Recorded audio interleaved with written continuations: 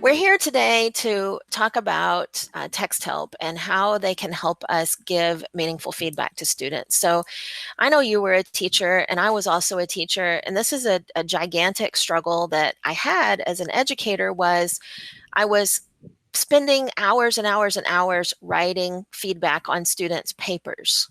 And I would watch them when I handed those papers back, and they looked at them for about 2 seconds, if Mm-hmm. that. And then when they would leave the classroom, I would find their papers like all over the floor, left on their desk or tables. Some polite kids put them in the trash can.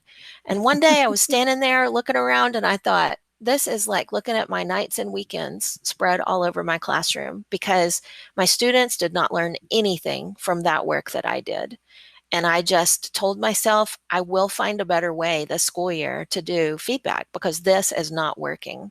Did you have a similar experience at elementary? Absolutely. And I found myself writing the same thing multiple times over and over again. And I thought to myself, there's absolutely no way that they are reading my comments and taking them in and actually making some changes because they're continuing to make the same mistakes. Right, So, right. You can yeah. tell by the future writing that the thing you did to try to instruct, which took hours and hours, did not work. And Yeah. I've now talked to thousands of educators about this, and when I first went out and started talking about this, I was kind of afraid because, I was talking to a lot of English teachers, and high school English teachers they will just totally call you. Like if you're wrong, they're not going to let you just slip by just because you have the guts to stand in the front of the room. They're going to tell you. And I was a little nervous to start saying this at first because I thought, maybe some of these teachers will push back and say, no, Amy, this feedback we're writing on papers really works. Well, they never have. I've talked to thousands of teachers now, thousands of English teachers, and nobody has ever tried to say that feedback I'm writing on student papers is really working. So I think I have some solutions today, and I want to share them with you and see what you think about them and see if you think this will make a difference because I think they will. And I think also you're going to be able to save some time, which is just so valuable. Another thing I've never heard any educators say is, hey, I have so much time. I'll just like do extra work at home at nights on the weekend. So let's get started taking a look at some of the tools from Texthelp that are going to help us solve these problems. So I've got a student paper pulled up on my screen right now, and this was made from a real paper that a real student wrote, and I've edited it a little bit and changed his name, but it's a real paper, and we're going to use it today to kind of simulate some of the strategies. But this is not just for essays. You can use a lot of these strategies on multiple different kinds of writing because they're going to be faster and easier than other methods that you may be using. So I'm going to open a new tab now, and I'm going to navigate to the Chrome Web Store. I've just typed in Chrome Web Store in my Omnibox, and I'm going to hit enter, and I'm going to choose this top result. I'm going to make sure that it says chrome.google.com. I'm using my Chrome browser in Google. I can be on a Chromebook, a Mac, or a PC as long as I'm using the Chrome browser, and that's going to let me get to the Chrome Web Store. And while I'm here, I'm going to go ahead and look for two different products. One is WriQ, and I think you are going to love this and you're just going to think it's amazing. I think it's one of the most amazing technology products I've ever seen. I've been going to conferences with people from Texthelp to talk about this product because I think it's so amazing. So I'm just going to click this blue button out to the right that says Add to Chrome. I'm going to click Add Extension. And while I'm here in the web store, I'm going to go ahead and install another tool from Texthelp that I can also use, and it is called Read and Write. And I'm typing in read ampersand write because I know that's how it is in the Chrome Web Store. And I'm going to go ahead and add to Chrome this extension as well, exactly the same way I did the other one. So now that I've got these two extensions loaded, I'm going to go back to Manny's paper and I'm going to refresh it. And the reason why I'm hitting refresh is because since I just loaded those extensions after I loaded the student's paper, I'm going to need to click refresh in order to let those extensions kind of connect with this paper.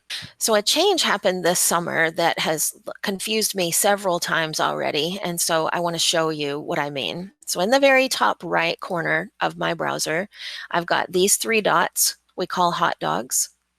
I've got my profile picture just to the left of that. This tells me how I'm logged in to Chrome. And then one more over, I've got this puzzle piece, and this is new over the summer.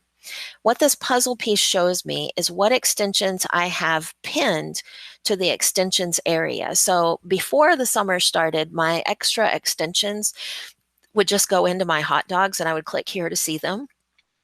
That's changed now. So if I want to see the extensions in my extensions area, I've got to click on that puzzle piece and pin them. And do you see, Alicia, how that made them appear now in my Yes. extensions area? So All much right. easier to access now, yeah. Yes, yes, really, really important to know that, because otherwise I kept going to the Chrome Web Store. I'm like, where's Read and Write? And I would go to the Chrome Web Store and it would say rate it. So I knew I already had it installed, but I couldn't find it. So really important. All right, we're going to start with Read and Write today. So a lot of you guys who are watching today probably know that there are tools built into Google Docs where I can write comments to students. So I could type a comment for Manny right here. But the problem is that I just exchanged one process that wasn't really working with another process that also doesn't really work, because my students don't want to read that text. That's the problem. So I've got to find some other way to communicate that will resonate better with the students of today. And I think the answer is right inside this Read and Write toolbar. So when I click on it, it's going to pop down this little Read and Write puzzle piece, and it's got a bar up here that's going to appear at the top of my document. And what this is going to let me do is it's going to let me access tools that Texthelp's Read and Write are bringing into this document with it. Some more good news is that you can actually get this whole entire toolbar free from Texthelp just by filling out a form. What I want you to do today is make sure you go to this website today and get the premium version of Texthelp's Read and Write, because if you do it today, you won't forget. If you don't do it today, then later on you'll be like, oh man, where did my great features go? And they won't be there. I'm going to give you a short URL you'll be able to type in. All right, so I'm going to use Crafty Text to put in the URL that you're going to need to type into your browser, and this is going to let me show it to you nice and big on the screen. You can use this in your classroom too. It's called Crafty Text. So what I want you to do is go to fry.tech/free-read-write. And you can pause this video or come back to this later, fry.tech/free-read-write. And when you're using Crafty Text and you get ready for that material to go away off your screen, you can just go click it again and it will go away. So I want you to fill out this form today, and I want you to request Read and Write if you're mostly working with students who are doing writing, they're using words. And if you teach science or math, then I want you to ask for Equatio in addition to that. So Equatio is kind of like the math science version of Read and Write. You're going to fill out this form and submit. Somebody at Texthelp is going to actually look at your application and make sure you're really a teacher. And if they determine that you are, then they're going to give you for 1 year a free version of Read and Write for you to use. Now, your students can't get this for free. It's only free for teachers. Your students can get the regular version of it for free, and they will still be able to use parts of it, but then parts of it will be disabled unless your district decides to buy it. All right, so here we are back at Manny's paper again, and I want to give him feedback that he's going to be able to use. Well, I'm going to model for you what I would really do in real life. So I'm going to talk to Manny about his title for a second. I want to slide over the title, so I'm just clicking, holding, and dragging over the title of Manny's paper. And now I'm going to go up to the voice note, and I'm going to click the microphone, record a comment for Manny, and then insert it into his paper. So here goes. Hey, Manny, this is Miss Mayer, and I just read over your Love Bug paper for the first time, and I'll give you a big compliment on that title. That is what we talked about in class. It's a double entendre, and that was a really cool play on words that you used there. Nice job. So I'll click insert now so that my comment, my voice comment, can go into Manny's paper, and then we'll see how it came out. So here's the comment. Hey, Manny, this is Miss Mayer, and I just read over your loved when Manny goes to his paper and he hovers over this or clicks it, he will see this play button and he will be able to click play on that and he will hear me talking to him about his paper. So, do you think I would have any better compliance of Manny listening to that versus writing words to him? I absolutely do. And I think the cool thing too is it's almost like a mystery. If you see a bunch of like, little play buttons on the side, you want to click them because you want to hear what is going to be said. Plus, you have that personal connection of hearing your voice, and you can get so much more across with a voice note usually than just writing out everything. So Exactly, I love exactly. it. You've got all that extra meaning in there, all that inflection, and I'm sure you noticed that I started out with a positive comment. So I don't want to start out with here's a thing you did wrong and another thing you did wrong and another thing you did wrong, because my goal is to get students coming back to those voice comments. They don't know when I'm going to say nice job here, but this is really coming along. What an improvement, or something like that. And I don't care how cool your students are. I don't care how old they are. They're going to live for those comments from you when you're telling them they did something right. So I think that this is going to work with a lot more kids than writing comments. Now, if I was doing a corrective comment, this is what I would do. So I would slide over the text that I wanted to give a correction to, and I'm not going to correct it for him. I'm not going to write out what the mistake is. I'm just going to use the voice note again. Hey, Manny, right here, you have got two different speakers. So I think that man come here is a different person speaking from I'm coming. So make sure that you put an enter in between those two so that we can identify that's a separate speaker there. So once again, I'm going to insert this time my corrective voice comment into Manny's paper so that hopefully by the time I see the final draft of this, he'll have made that change and I won't have to mark that again. Wouldn't that be nice to not have to say the same thing over and over again? Yeah, that's awesome. Yeah, I agree. While we're here, I want to show you another tool that I would love for people to have students use that's built into the Read and Write toolbar up here. So here's an issue that I've noticed before with student writing is that if a student read this sentence out loud, they would probably recognize the error in it. And I'm going to play it for you so that you can hear it and let me know if you think a student would be able to hear it. So this is the play button in the Read and Write toolbar. I walked out of the office and looked at the shop. The smell of oil and grease hit me strong as a strong breeze came in through the bay door. Now, I wonder Man, come here. I wonder if a student, having listened to that, would hear the unnecessary repetition of strong as a strong breeze. And I can tell you that if Manny, as a writer, had heard that read out loud, he would have recognized that issue and been able to fix that. So I love this tool built into the Read and Write toolbar for students to actually do some of their own editing by listening to their paper be read back to them.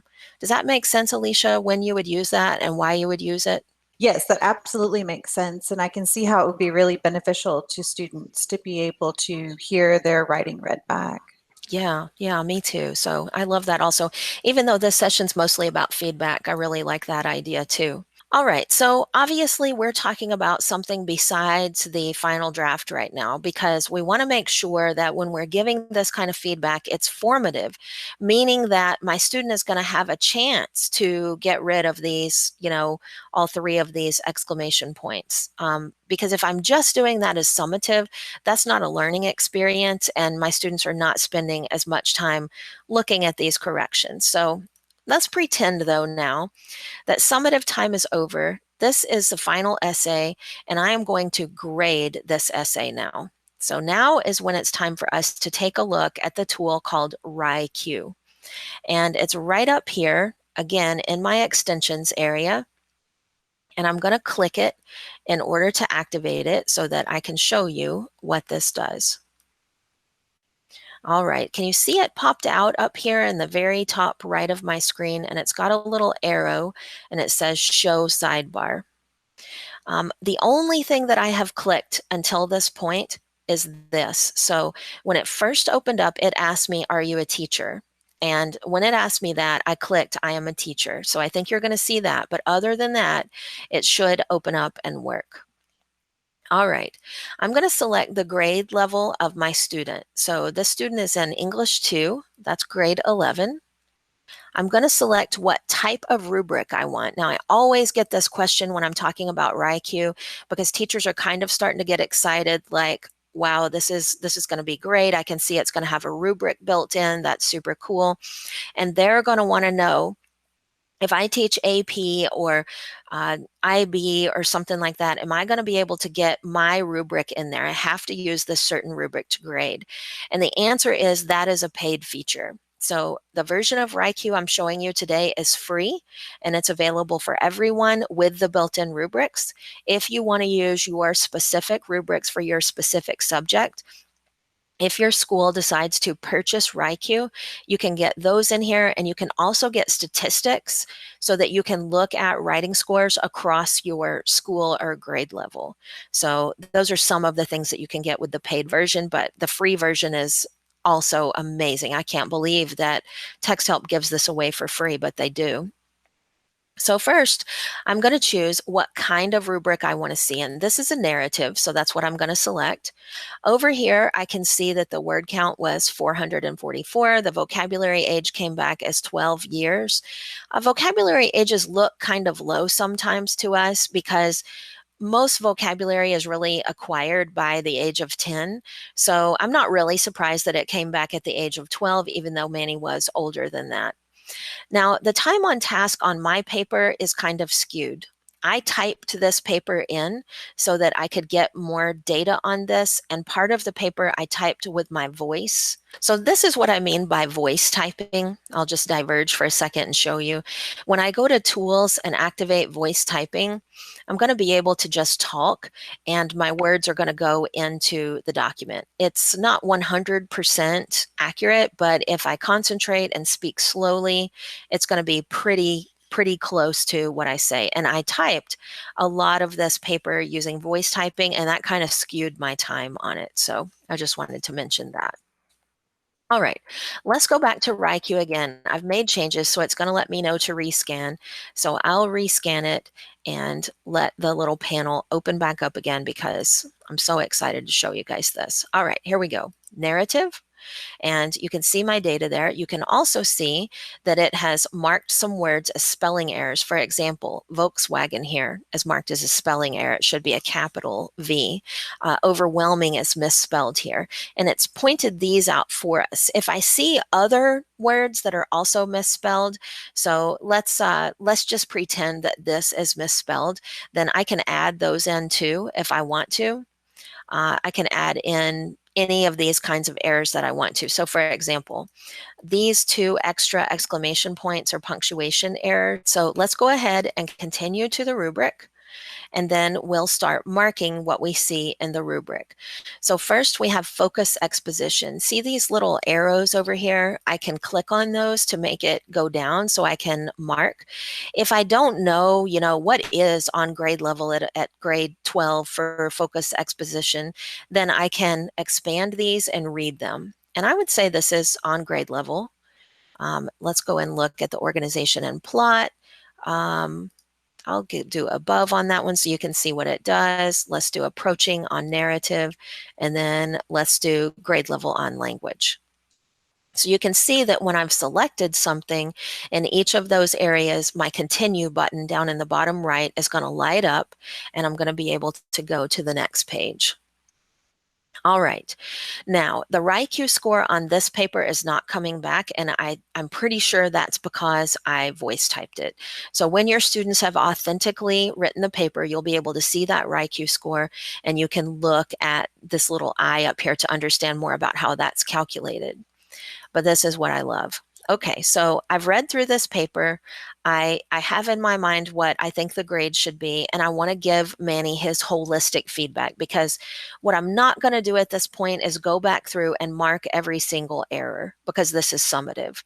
So what do you think about that, Alicia? Would you go back through and mark every single issue you see in a summative piece of writing? No, I think that would be time wasted. Yeah, right. Because if this really is the last time the student is going to look at this paper, it doesn't make sense for me to do that. We've already been through that process before now. So I'm going to type the feedback right here, and I can type whatever I like. So I can type the feedback right up there at the top. And then down here, let's take a look at what WriQ has made in this little infographic area. So it's showing me the scores that I selected in these different areas, and it's showing me the overall score. And this corresponds to what I have selected in the rubric. So if I look at this and I think, gosh, I really don't think this paper is a 75. I would have, in my mind, this is a B. Then I have to go back and I have to contemplate, what is it that brings this paper into B territory? Is it really that the narrative techniques were better than I marked them? So if I want, I can go back and I can revise that. When I'm finished, I can click save and get ready for the big moment, because we're going to actually be able to take that information that we just made inside WriQ, and we're going to be able to put it into this student's paper as an infographic. It says document scored now, and what I can do now is scroll back up to the top and I can insert this whole WriQ infographic into my student's paper. I won't have to type anything else. I won't have to do anything else. It's going to go right into the paper, give him his grade, give him the feedback that I wrote, and it's all going to be there. So I'm just wondering what you think about that, Alicia. I love that. And I also think it's really nice that they have the date on there, because if for some reason you need to do this again, can you Yeah, put two infographics in there you sure can. to So show the progress? exactly right. So if I wanted to say, okay, this is not really summative, maybe this is going to be a quiz grade because it's the next to the final draft. I Yeah. can even size this down if I want to save space, because it's just a picture. And then if I rescore the paper, rescan it, rescore it, and insert again, it's going to put the new infographic at the top again. And you can do that as many times as you want. Wow, that's awesome. That adds a little flexibility to this too. I think that having those infographics and being able to see it like that is so much more effective. Right. It's a visual representation that Wow. I think it conveys so much more information than I can even put in writing. So I just love it. I think it's an amazing tool. So I'm hoping that everybody watching today feels the same way, that these tools are just invaluable to teachers. And especially if you're teaching writing, you have just absolutely got to have them in your little tool belt that you're carrying around all the time as a teacher.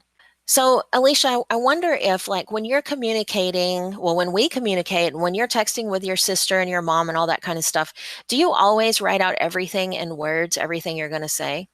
No, we are a huge emoji family, and it's not the best thing with my mom because she thinks stringing together 15 million emojis is really cute.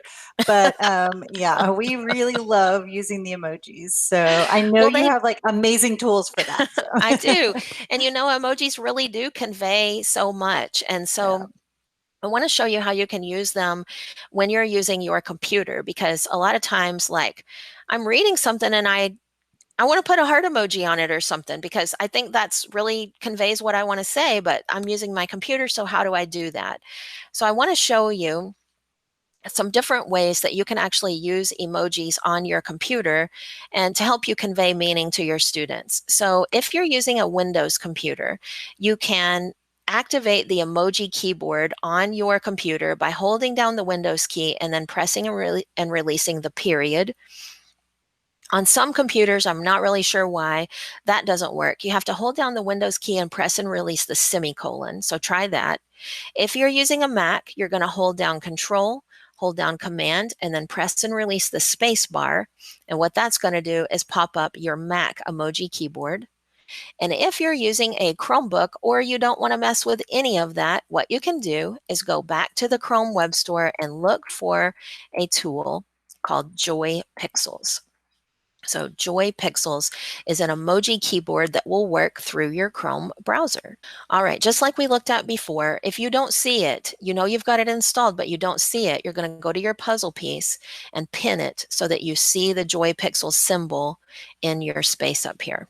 So let's say that I want to leave Manny some feedback and I want it to be emojis. So this is what I'm going to do. I'm going to click, hold, and drag over his text. And I'm going to use the comment button that floats out to the side in Google Docs. And now I'm going to go up to my emoji keyboard and I'm going to select one or more emojis that I think expresses my emotions about what Manny has written. So I'm going to choose these two. Notice right here it says copied. It's actually already copied to my computer's clipboard. So now I can go back down into the space and I can just paste. I can right click and paste, or I could hold down Control or Command and click and release V, like victory. Either way, that will let me add emojis to Manny's work. Another way I could do it is I could paste them right into his paper. And if I do that, that's kind of fun because I can make them bigger if I want to so that he can really see them. All right, Alicia, what do you think? Do you think people are going to like using emojis to give their students feedback? Yes, I think they're going to love it. And I think they should give us some emojis right now. Yes, that's right. So if you're listening today, we're going to be here manning the chat so that we can give you feedback. And if you like that, you can give us some emojis, probably in this system. I don't know what it's going to be in, but I bet you can type emojis in there if you use your emoji keyboard. So give us some thumbs up or something there. And don't All forget to right. tell them about our amazing Fright Online course that Oh, is yeah. perfect for this and the discount. Yes. This is so hard to do in the amount of time that we have today because there's just so much to talk about. But if you want to go way in depth with this and you want all of the potential information about giving feedback to students online, this is the course that you want to check out. It's called Beyond the Red Pen, Providing Meaningful Feedback. It's at our school, Fried Online. Every idea that I've got of giving feedback to students using technology tools. And I think we go into how to do it even if the work is not written. I mean, it's much more in depth than what we could provide today. So Yes, I'll actually give an URL and they can just click on that URL and it already applies the discount code for them. And Oh, awesome. Yeah, so it's really nice. That's perfect. That'll be really easy for everybody. So Yeah. hopefully we'll see some of you guys in the course and you'll learn even more. But I also hope that what we gave you today was really helpful and gives you some new ideas about providing feedback to students.